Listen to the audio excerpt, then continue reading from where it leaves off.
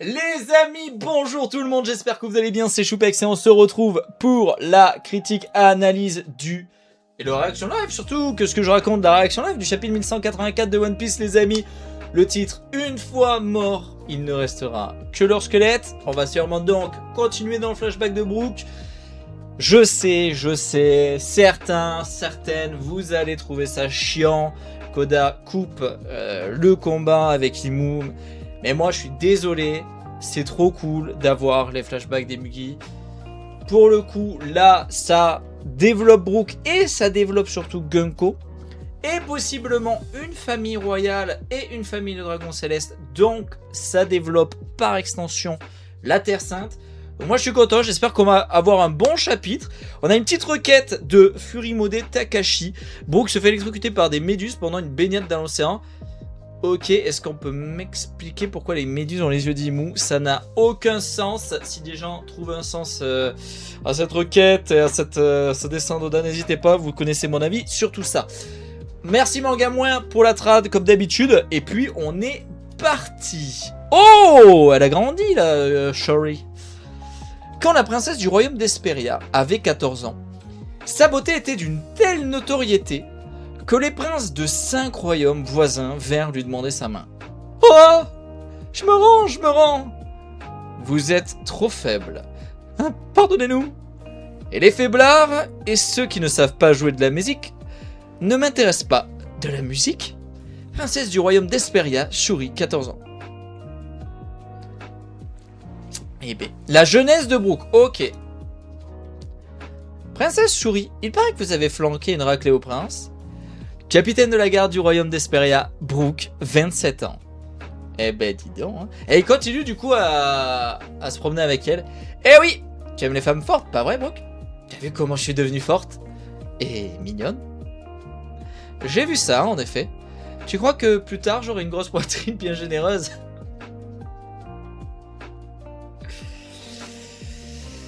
Ne soyez pas si indécente, je vous prie. Quoi? Je croirais entendre mon père. Oh, ravissante demoiselle, aurez-vous l'obligeance de me montrer vos culottes? C'est toi qui es indécent! Ok. Que ce soit les vaches ou les rainettes, les esclaves ou les rois, une fois morts, il ne restera que leur squelette. Que ce soit les vaches ou les rainettes, les esclaves ou les rois, une fois morts, il ne restera que leur squelette. C'est ainsi que tout finit, yeah. J'adore tes chansons, Brook. Le roi m'avait dit exactement la même chose. Dis, tu l'aimes beaucoup mon père, pas vrai, Brook? Et ma mère aussi, d'ailleurs. Oh oui, je leur suis grandement redevable. Si je n'avais pas rencontré votre père, alors qu'il est, ce ne serait moi le squelette. Oh, Brook, 11 ans. Ça a l'air chouette, l'école. De vrais instruments. Quels sont magnifiques. Eh, ah! Il y a le crasseux qui vient encore nous épier. Je sais pas, pardon. Allez, Oust, tu effraies les élèves. Quelle horreur, cette puanteur. C'est vraiment une disgrâce pour notre nation. Alors, on parlera d'un truc dans l'analyse. Décharge. Ah bah, le roi tranchant sa tête. Entendez donc ma chansonnette. Mon père, ma mère, mon frère aussi. Et moi, donc pourquoi suis-je encore en vie? Il n'y a rien à se mettre sous la dent, rien que des crapauds tout gluants. Tout ça à cause du roi. Ah bah, le roi. Quelle parole atroce. C'est toi qui les as écrites? Et ça, qu'est-ce que c'est? C'est un violon. Un violon? Oui, je l'ai fabriqué avec une bouteille de verre et du fil de fer. Il sonne bien, pas vrai? Ça a l'air sympa de pouvoir jouer librement. Dis, je t'ai déjà vu auparavant, non? T'es fan de mes mélodies, Pépé? C'est bien possible. Mais je n'ai pas l'âge qu'on m'appelle Pépé. Je n'ai que 21 ans. Ah, alors attends, 11 ans. Donc il a 10 ans de plus que Brook. Ok. Quoi? Mais t'as une vraie tête de vieux pourtant. Yo! T'as dû en baver dans la vie. Et toi, t'as un rire plus qu'atypique. Et ben dans ce cas, je vais t'appeler frérot. Et alors, pour sceller notre amitié, je t'invite à manger, frérot. Aujourd'hui, c'est sauterelles et crapauds. Trop bon. Mon ingrédient secret, c'est le curry. J'en chipe de temps en temps sur les navires de la marine. Si t'en mets dans tous les plats, tout finira par avoir le goût du curry. Ça sera plus vraiment secret après. La soupe du jour est préparée à partir d'une pêche effectuée au large de la péninsule de Yuro. Les coquillages d'or sont marinés au vin rouge et le bœuf rubis est de qualité A6. Cher prince, voici la fille de la richissime famille Safran. Elle est major en promotion. Elle est major de promotion et diplômée de l'académie Enoa. Dis, ça va pas, frérot? C'est tellement bon que t'en pleures? Hein? Ah ouais. Ici aussi, c'est Esperia. Je suis juste un peu fatigué, mais ça me fait plaisir. T'as vu comment c'est trop bon? Content que ça te plaise. Allez, je vais te chanter une chanson, frérot. Hein? Non, garde ton argent. On est tous les deux dans la même galère, après tout, frérot. Oh putain, s'il savait. Ah, du coup, c'est cool. Trop cool. Et du coup, c'est comme ça que c'est devenu son frérot, par extension, en fait, par rapport à l'attitude qu'il aura eu d'aîné vis-à-vis de Brook. Un jour, au royaume d'Esperia, au port Violoncelle. C'est l'escorte de la marine. Chargez les instruments à bord du navire marchand. Manipulez-les avec le plus grand soin. Ploc, ploc. Je ne sais pas. C'est un malentendu. Menteur, t'es un passeur, pas vrai? Elle est où la poudre que les gangs t'ont dit de transporter? Où est-ce que tu l'as cachée? Ouf, je pense que le roi va pas... On a lâché un paquet de fric pour savoir que c'était toi. Et au final, t'as juste de la poudre de curry. Que ce soit les vaches ou les rainettes, les esclaves ou les rois, une fois mort, il ne restera que leur squelette. Arrête de chanter! Ça ne durera qu'un instant si je chante. La mort arrivera plus vite. Ce sera vite fini. Adieu, petit chien des rues. Adieu, mon frérot. Il a vu mon visage. Tuons-le et partons à la poursuite du gang adverse. Une fois mort, il ne restera que leur squelette. Brook! Hein? Frérot! Prince Louvain? Hein? Prince? Oh Dieu merci, Brook. Je ne sais pas ce que j'aurais fait si tu t'étais fait tuer. Prince, s'il vous plaît, veuillez reculer. La garde royale va s'occuper du reste. Ne dis pas de bêtises, je vais m'en charger moi-même. Ces ordures ont mis mon ami dans un sale état. Je vais leur faire goûter à la même souffrance. Attendez, c'est la garde royale d'Esperia? Monsieur Louvain, nous avons capturé la véritable passeur avec qui la famille Mouron faisait affaire, et nous avons saisi toutes les drogues illégales. Hein? Le passeur? Alors ce morveux adore vraiment le curry? Je vous en prie, prince, mettez vos sentiments personnels de côté. La marine est soutenue par le gouvernement mondial. Si le gouvernement couvre ce genre de magouille, c'est que le monde court à sa perte, pas vrai, Candle? Je suis votre fidèle lame et je vous suivrai toujours. Fermez-la, on est des soldats de la marine, je vous signale. Vous n'êtes que des déchets! Oh, la classe des épéistes! Vous avez entendu ça? Il paraît que Dame Candle a encore sauvé notre pays. Ok, donc Dame Candle était... Il n'était pas encore roi, il était prince, et Dame Candle était sa garde du corps parce que c'était sa plus fidèle lame, quoi. Ok. Palais d'Esperia. Tu es réveillé, Brook? Hein? Je ne suis pas en colère. Capitaine de la garde royale d'Esperia, Candle. Mais je vous demanderai d'être un peu plus conscient de votre position, prince Louvain. C'est bon, j'ai compris. Hé, Brook! T'étais un prince depuis le début, frérot? Ah oui, à ce propos. Je te prie de me pardonner, je ne voulais pas te tromper. C'est juste que quand j'étais avec toi, je m'amusais trop. Et plus important, ne dis à personne que tu as volé cette poudre de curry. À chaque fois que le prince Louvain disparaît, on se fait un sang d'encre. Dire qu'il passe tout son temps à se divertir avec un ami aussi mignon. Ça y est, le pervers de Brook qui s'est réveillé, même à son âge. Ah, désolé, je ne pensais pas que tes blessures étaient encore ouvertes. Ça va aller, promis. Ce gamin, c'est mon musicien préféré, qu'on lui donne une chambre dans la caserne et de vrais instruments. Et envoyez-le aussi à l'école. Je vous le dis, une star va naître à Esperia. Hein? Comment? J'adore ce gamin. À partir d'aujourd'hui, on va bien s'amuser au palais. Une dette inoubliable. Chapitre 1184 fin, pause la semaine prochaine.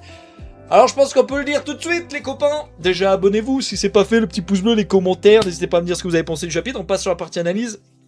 Le petit boost sur ce que vous êtes sur TF1. C'est déjà, je le sais d'avance, un chapitre qui va diviser entre ceux comme moi qui apprécient. Alors clairement, hein, c'est pas un des meilleurs chapitres qu'on ait eu pour l'instant de l'année, mais c'est un très bon chapitre, ça construit beau, qu'on est très content, on est très content.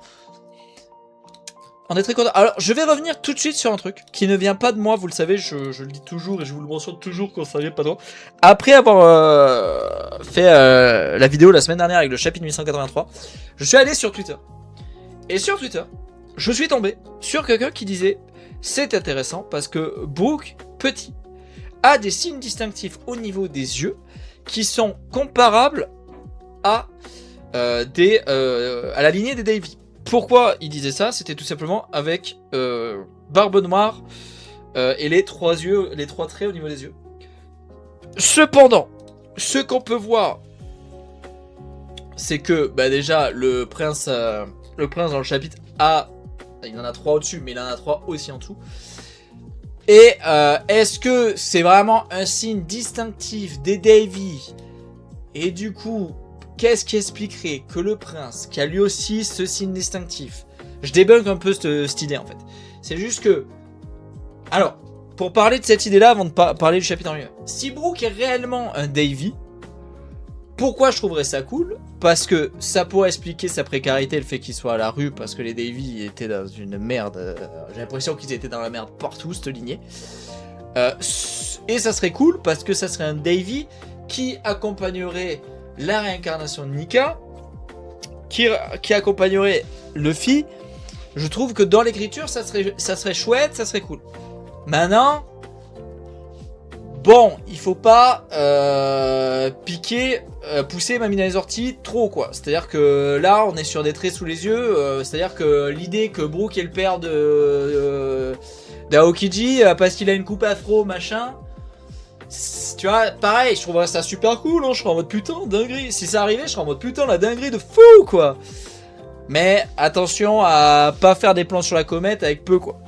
Bon, ceci étant dit, passons à ce chapitre qui, comme je le disais, va faire que certains vont pas du tout apprécier parce que ça prend tout un chapitre, que ça coupe le combat d'Imu contre Loki, tout ça et tout ce qui se passe sur Elbaf. Je comprends, je vous comprends.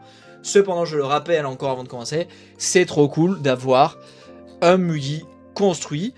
Je sais, je l'ai vu passer, beaucoup de gens disaient putain, Elbaf, c'est censé être l'arc de Usopp, et en fait, Usopp, il se fait éclataxe par Imu. Mais c'est déjà énorme que Usopp ait confronté Imu, est-ce que vous vous en rendez compte ou pas? Usopp, qui a pour but d'être un grand guerrier des mers, il a confronté Gunko possédé par Imu. Allô? Allô? Je vous fais des grands signes. Allô? Les gars? Usopp, le mec qui se chie dessus, il a confronté Gunko qui était possédé par littéralement le monde. Alors, effectivement, j'en attends plus pour Usopp dans Airbaf. Mais, pour tous ceux qui sont... Ouais, puis Brook, on savait déjà, en fait, on avait pas besoin... Les gars, Brook, ce qu'on savait, c'est juste que le mec, quand il était pirate, son bateau s'est perdu dans le triangle de Florian, dans la brume, et qu'ils sont tous morts dedans, ils se sont fait péta, ils sont morts un par un, parce qu'ils avaient plus de vivres, et le mec il s'est réincarné sur un bateau et il a attendu sur son bateau dans le triangle de Florian. On savait rien de Brook. Donc en fait qu'on dévoile son flashback, et ben c'est trop cool parce que c'est l'un des rares Mugi dont on ne connaît pas le flashback. Et si Oda, je pense que vous le respectez tous ceux qui regardent mes vidéos, on peut considérer qu'il maîtrise assez largement et bien les flashbacks. Donc n'ayez crainte, je pense qu'on va bien kiffer. Et comme je vous le rappelle, ce flashback construit aussi Gunko et le retour à la réalité au présent quand ils vont de nouveau se faire face. Donc attention. Bon alors, elle a bien grandi, Shui, 14 ans. Elle a bien grandi tout comme Brook qui a maintenant 27 ans. Le roi a donc 37 ans. Il a donc eu Shuri. Si on fait un calcul, on va prendre la calculatrice parce que moi je suis complètement con. 13 ans c'est ça, donc sans la calculatrice, est-ce que j'ai... voilà. Et comme hop, donc il l'a eu à 23 ans, son petit bébé, sa petite fille, le prince. Donc quand Brook avait 13 ans. Donc 2 ans après là où on en est, donc 2 ans après avoir recueilli Brook au palais, le prince, peut-être déjà devenu roi ou pas, on verra, va avoir sa fille. Alors, je vais le dire très honnêtement, moi la trad, tu crois que plus tard j'aurai une grosse poitrine bien généreuse? Ça peut... C'est un peu... Dans toute cette innocence, moi ça m'emmerde un peu. Voilà, c'est perso. Parce que je trouve que ça apporte à sexualiser une scène qui est trop cool. En fait, quand elle est petite, c'est super mignon, je vous l'avais dit. Combien d'enfants disent je vais épouser papa, je vais épouser maman, machin, je vais épouser tonton, ça arrive tout le temps, c'est hyper mimi. Pourquoi pas? Là, voilà. Alors après, c'est une ado. Ah, elle est dans sa crise de l'adolescence potentiellement, c'est-à-dire qu'elle a 14 piges. Elle commence à maîtriser le sabre, elle envoie chez tout le monde, elle est en crush sur Brook. Elle fait que lui dire, t'as vu, je suis devenue forte, je suis devenue belle, machin. Mais bon, alors la réaction de Brook est trop cool parce que parce qu'en fait c'est tout un paradoxe entre lui et elle, c'est que elle ça reste une princesse, donc il est en mode attention à votre langage, madame. Pour que 2 secondes après, il soit dans son pur bain, hein, c'est-à-dire que mesdames, pourrez voir, est-ce que je peux voir votre culotte? Bon, alors j'ai vu quelque chose de très cool. C'est que je me suis dit, en voyant ça, je me suis dit, est-ce que Gunko est en slip parce qu'elle se dit, petite ref à Brook qui demandait, parce que je m'imagine Shirley qui a un crush sur Brook, qui voit son crush dès qu'il voit des belles femmes être en mode, mesdames, auriez-vous l'obligeance de me montrer votre culotte? Et qu'elle se serait mis en slip dans sa tenue de chevalier divin pour ça. Je trouvais ça complètement con, mais je trouvais ça drôle. Ça me ferait rire, je me dirais, qu'est-ce qu'ils sont cons, quoi. Mais non, mais parce que lui non plus, il doit pas se comporter comme ça, les gars. Il faut pas oublier que c'est le capitaine de la garde du roi, quoi. Donc, il ne doit jamais se comporter comme ça avec la population, quoi. Il a un rang hyper haut, en réalité, hein, d'être c'est le plus proche enfin, déjà, il est très proche du roi, de par leur relation intimiste qui est développée dans le chapitre. Mais en plus de ça, c'est le capitaine, c'est le premier protecteur du roi. Donc, comment vous dire que son comportement, lui aussi, est très limite. Donc, les deux se sont bien trouvés. Hein? Bon, derrière, ils chantent ensemble. La chanson qu'on verra, qui est une chanson qu'il a écrite petit en étant dans la décharge. Franchement, c'est cool. Ils sont cool à voir ensemble. Maintenant, effectivement, quand on voit cette construction, quand on voit comment il y a ce côté sain de cet amour qui va que dans un sens, du moins pour l'instant, je sais pas si on va les voir encore vieillir assez pour que potentiellement, si elle a 22 balais et que lui il en a, je sais pas, j'ai plus les âges en tête, mais qu'elle a, parce qu'elle a 14, donc quand elle en aura 20, il faut rajouter 6, voilà, il y a 6 ans de plus, lui il en aura 33. Bon, je sais pas comment va évoluer leur relation, ok? Ce qui est sûr, c'est qu'en tout cas, ils s'entendent très bien et ils veillent sur elle. Et en fait, tout ce côté, les voir chanter ensemble, la chanson, c'est un art qui est hyper... c'est un art qui peut toucher vachement... Moi, la musique, ça me touche énormément, mais au profond, tu vois, au profond de moi-même, ça me touche énormément. Du coup, ils ont des moments vachement intimistes, en fait, les deux. Et même, ils veillent sur elle. Et du coup, le fait de voir comment Brook, dans le présent, a réagi à l'apparition de Gunko, et comment elle est parricide, tu vois, être un parricide, c'est un truc de fou, les gars. Elle a tué un parent, quoi, un de ses parents. Est-ce que c'est sa mère? Est-ce que c'est son père? Est-ce que c'est un truc à la Loki où en fait tu te rends compte qu'elle l'a fait pour protéger et pas pour faire le mal et tout, mais que tout l'accuse? On va voir.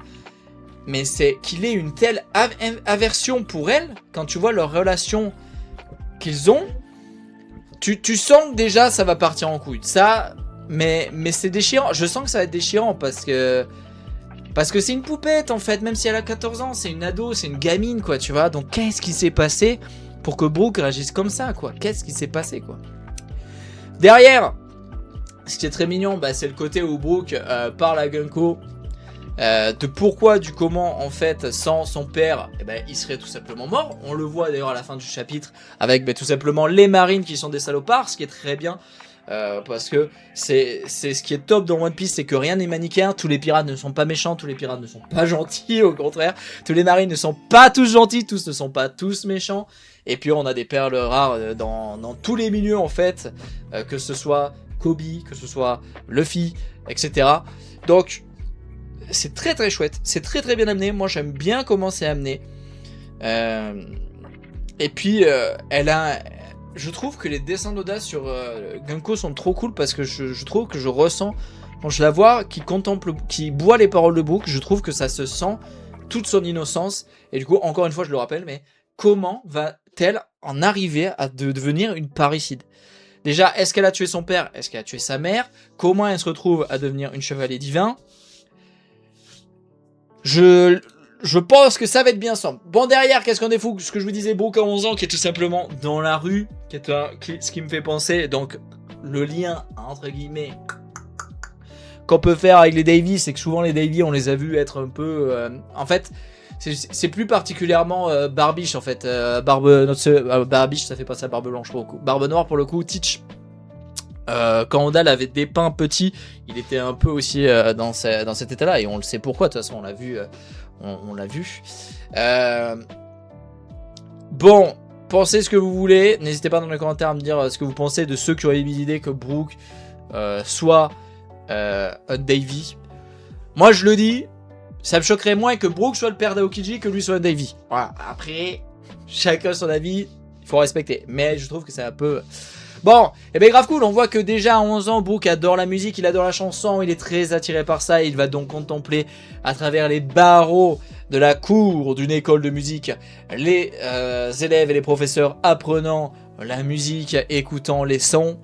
Et c'est trop chouette, pourquoi? Parce qu'on sait que déjà, c'est le musicien de notre cher Luffy, le futur roi des pirates, et puis surtout, c'est un immense musicien qui va...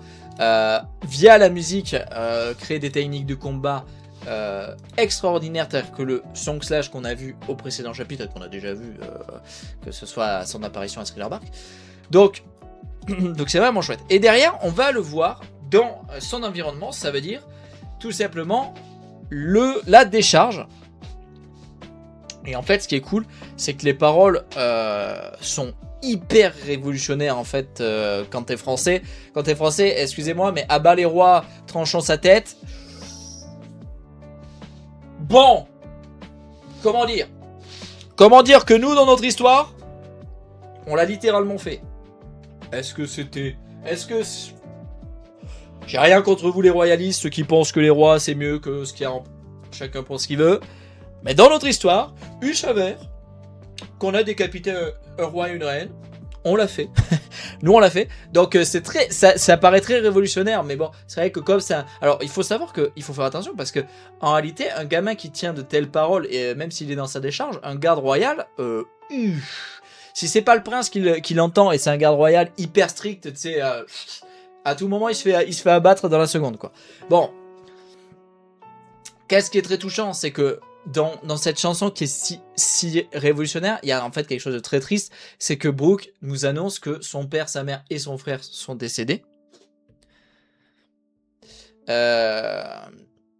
Et en tout cas, moi, c'est comme ça que je le prends. Hein. N'hésitez pas à me dire si vous pensez que je me trompe, mais le fait qu'il pose la question « Pourquoi moi, je suis donc en vie après avoir nommé son père, sa mère et son frère ?» Ce que vous aimez. Alors, un truc qui serait drôle. Tu sais, parce que, quitte à faire des théories un peu... ce qui serait drôle, c'est qu'Aokiji soit son frère. Ah, on l'a pas vu venir, la théorie de Aokiji, frère de Brook. C'est impossible. Je pense qu'avec les âges, c'est complètement impossible. Parce que Brook a 89 piges, je crois, ATM. Donc, Aokiji, si c'était son frère, ou petit, déjà, juste si c'était son petit, il serait bien plus vieux. Donc, bref, c'était juste pour troller un peu. Donc, et bien forcément, le prince trouve les paroles atroces, mais il adore l'ingéniosité de Brook, qui a tout simplement construit lui-même un violon en s'inspirant de ce qu'il voit à l'école avec de la récup dans la décharge, que c'est trop cool. Et ce qui plaît au prince, c'est le côté que Brook joue très librement en fait de l'instrument, il n'est pas du tout stéréotypé, et en fait ça arrive, hein, il faut savoir que dans la musique, il y a des artistes qui sont extrêmement talentueux, qui n'ont pas le solfège, ça existe, mais c'est vrai que le solfège, ça te cadre dans une manière d'apprendre la musique et de la jouer, et là où Brook, en fait, n'ayant pas de réel cours, en fait, il joue full à l'instinct, en fait, c'est de la musique, c'est full à l'oreille, c'est full à... Et ça plaît énormément au prince qui lui trouve que c'est une, c'est un sentiment de liberté par rapport à la musique qui est génial en fait. Et du coup, on arrive à ce qu'ils créent leur rencontre. Du coup, on comprend le côté, voilà, comme t'es pas papy, bah, tu seras mon frérot, machin, on comprend. Du coup, j'avais raison, ils ne sont pas frères. Je l'avais dit lors de l'analyse du précédent chapitre. Pour moi, c'était assez évident au niveau chara design qu'ils n'avaient rien, alors, comme dire, rien en commun. Et donc Brooke pareil va faire à manger et cette nourriture qui le curry est son plat préféré m'a l'air dépeinte comme étant plaisant pour le prince, même si je pense qu'en fait ça lui a arraché la gueule parce que Brooke est un malade mental qui a dû surcharger de curry et donc ça a surenflammé la bouche, la boca de ce petit prince venu manger avec lui. Là où Brooke pense qu'il est en mode putain, tu tombes en arrière, ça t'a renversé tellement c'est bon. Et en fait c'est trop cool parce que malgré que Brooke ait rien, il ne veut pas de son argent, il est très humble, en fait il est trop cool cet enfant, il a rien et pourtant il veut pas d'argent, il est en mode hey, on est dans la même galère, t'inquiète, on est ensemble. Et c'est trop chouette, Et là, au contraire, ce qui est trop drôle, c'est de voir à quel point Brooke n'a rien, partage, là où ceux qui ont tout... tu vois, moi c'est comme ça que je le vois, quand le prince repense au petit plat bien travaillé, machin, qui pourtant réchauffe peut-être 100 fois moins son cœur, quand il repense à tout ce côté... comment dire ? En fait, j'ai l'impression que Oda dépeint le côté le monde n'est plus dans mon vocabulaire alors qu'il y était il y a 5 secondes, mais superficiel, voilà. C'est-à-dire que voilà, regarde cette femme, elle est magnifique, elle brille, elle a une superbe robe, une superbe poitrine, elle est belle, voilà, c'est la famille Safran, major de promo et tout, elle a tout pour elle, regarde. Bon, le prince, voilà, les petits plats, voilà, c'est tout parfait, tout machin. Eh ben non, tu peux trouver du bonheur dans la musique déconstruite de Brooke, dans les plats de Brooke, full curry, malgré que ça t'arrache la gueule. Et donc c'est trop cool. Moi je trouve ça super chouette. Derrière, eh ben, c'est le prince qui amènera à boire, qui va pêcher avec Brooke, qui va jouer de la musique avec Brooke, qui va chanter avec lui, et ça c'est trop cool, jusqu'à ce que, malheureusement, le petit Brooke soit attrapé par la marine, parce qu'il est soupçonné d'être un dealer de shit. C'est un passeur mon gars, il passait la douane pour le gang de la rive ouest, eh ouais les gars. Eh bien non, c'était juste un fanat de curry, et ça va nous dépeindre encore une fois, comme je le disais, le côté non manichéen de l'univers de One Piece. Les gentils c'est pas les gentils d'un côté, les méchants de l'autre. On a de nouveau des salopards de marine qui font au plus simple. On nous a dit que c'était toi, c'est les infos que j'ai. Donc écoute, même si c'est pas toi, dans tous les cas, allez, on t'abat, on fait simple, on te pète. Voilà, écoutez, on va pas enquêter plus que ça. On est des flemmards. On t'a attrapé, c'est pas toi, tant pis, c'est toi, tant mieux. Sauf que le prince Louvain n'est pas d'accord, et la révélation pour Brooke, l'homme avec qui son frérot, son Haniki, avec qui il pêchait, avec qui il chantait, avec qui il dansait, avec qui il mangeait, n'est autre que le prince, aka une personne de la famille royale que Brooke, dans une de ses chansons, appelle à décapiter. C'est top qu'il n'y ait plus de musique pile à ce moment-là, parce que... Tu le dis comme ça, tu fais « Ah !»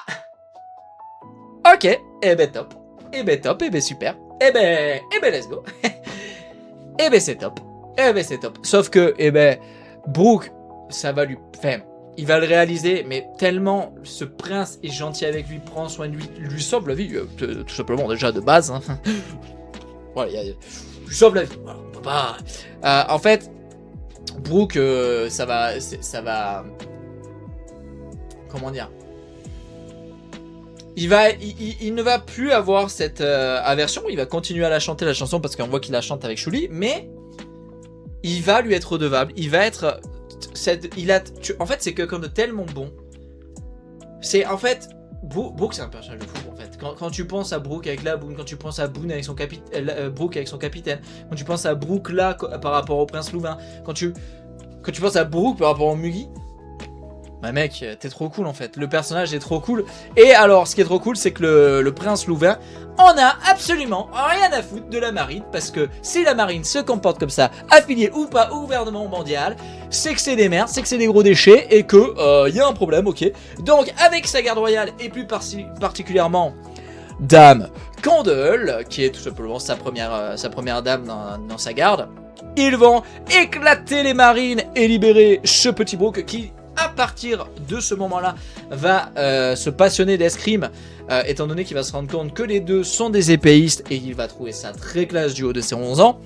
Et donc c'est à partir de là qu'il va développer son art de l'escrime mélangé avec sa passion de la musique. Et c'est trop cool, c'est trop cool. Derrière on se rend compte que déjà à ce moment-là, Dame Candle est dépeinte comme étant une personne qui a encore sauvé le pays, qui a encore fait parler d'elle, qui est extrêmement populaire, qui est belle, qui est forte, qui a tout pour elle.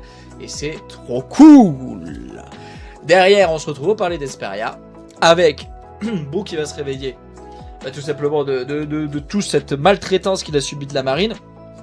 Alors, truc très particulier, c'est les kanji qui sont utilisés autour de Candle. Parce que... alors là, je veux bien votre avis, mais ça me fait penser à Perona ou alors à ce côté Miwok, Perona ou Thriller Bark, je sais pas. Ces kanji sont trop bizarres. Je sais pas, là en tête pour l'analyse, je sais pas si je dis de la merde, mais ils sont trop bizarres. Alors je peux absolument me tromper et être en train de tout whippin, mais je trouve qu'ils sont, en fait ils sont particuliers. Alors est-ce que c'est une ancêtre de Perona ou de Koko sur Thriller Bark?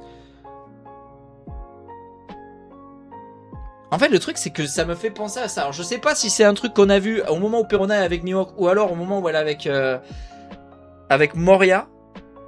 Mais ça me fait grave penser à ça. Mais peut-être que je suis en train de tout whipping, donc je vais pas m'attarder dessus. Je regarderai si les gens ont aussi eu cette impression, mais bref. Donc, elle est toute étincelante. Alors, pourquoi 2 secondes avant, je vous ai dit que le prince, il avait cette vision de ce côté stéréotypé. En fait... Là où Candle diffère de cette magnifique femme qui était la fille de la richissime famille Safran, bah, c'est que elle aime la musique, c'est que elle aime l'escrime, c'est que elle est belle, c'est qu'elle est sûrement cultivée, et que ce tout, par rapport au prince, lui plaît, et franchement, on comprend parce que c'est une très belle femme avec un très beau chara-design que j'apprécie beaucoup. Et d'ailleurs, encore une fois, le côté de la chanson de Brook quand il est petit qui fait très révolutionnaire, les tenues là de Candle me font vachement penser un peu aux tenues qu'avaient Shanks et Shamrock quand ils étaient chevaliers divins.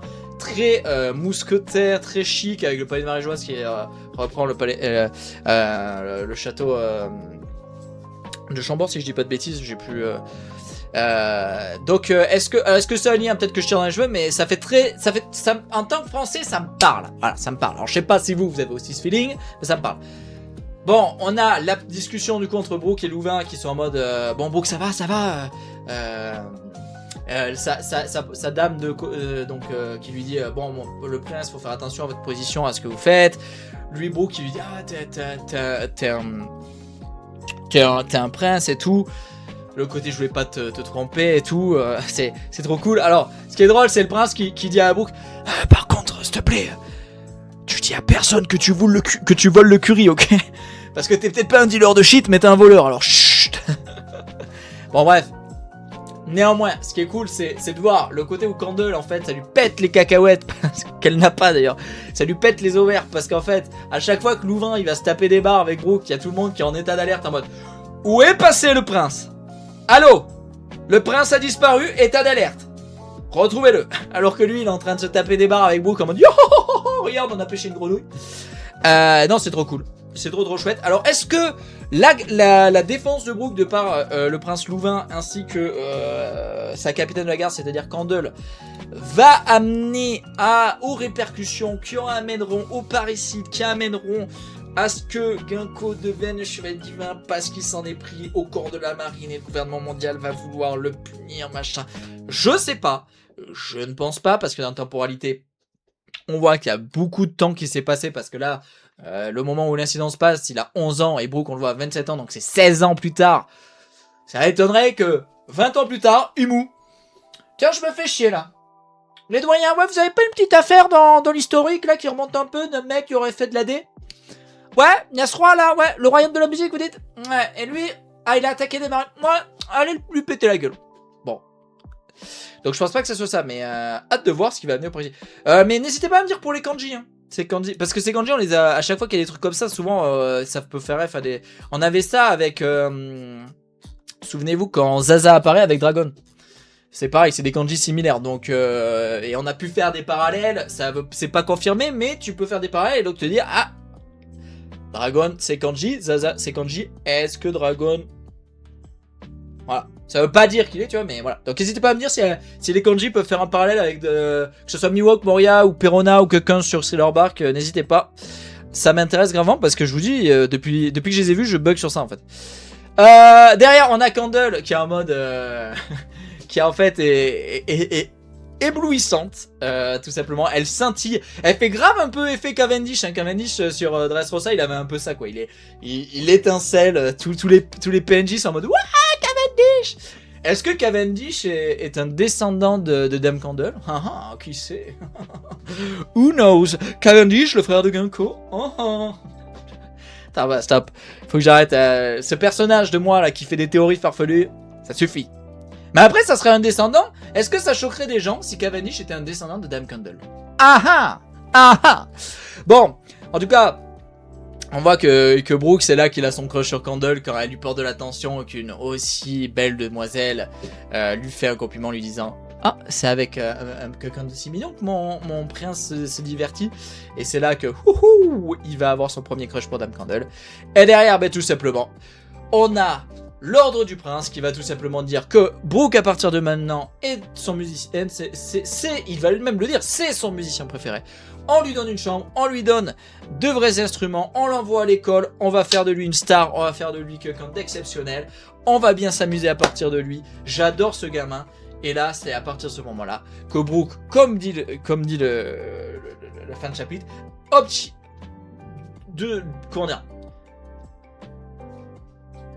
se crée une dette par rapport au prince, parce que le prince ne fait pas ça pour que Brook ait une dette envers lui, mais Brook est tellement bien construit comme quelqu'un qui donne sans vouloir recevoir, que là il reçoit tellement d'un coup, c'est-à-dire qu'il va pouvoir apprendre à l'école vraiment la musique, apprendre, qu'il va pouvoir vivre sainement, pouvoir être dans une hygiène, être protégé, tout son environnement change tellement drastiquement qu'il a une dette incommensurable envers le roi, et forcément, eh ben, j'ai très peur qu'en fait ça soit ce frérot qui soit tué par sa fille, et que c'est pour ça que Brook ait une telle aversion aujourd'hui pour Charlie à Kagunko. Les amis, c'est la fin de cette vidéo, j'espère que vous avez apprécié cette petite réaction live et cette analyse. N'hésitez pas dans les commentaires, hein, on va pas commencer à me dire ce que vous avez pensé du chapitre et de l'analyse. On se retrouve très vite dans 2 semaines pour le chapitre 1185, très vite, donc je pense demain ou après-demain sortira la vidéo de ma palle de ce mois, de ce mois de mai. Et puis on se retrouve très vite pour le chapitre 1185 les amis. Comme d'habitude, je vous rappelle, prenez soin de vous et des vôtres. Et n'hésitez pas à vous abonner, le petit pouce bleu et les commentaires, s'il vous plaît. Ça vous coûte rien. C'est gentil. Allez, prenez soin de vous et des vôtres. Bye bye tout le monde, ciao!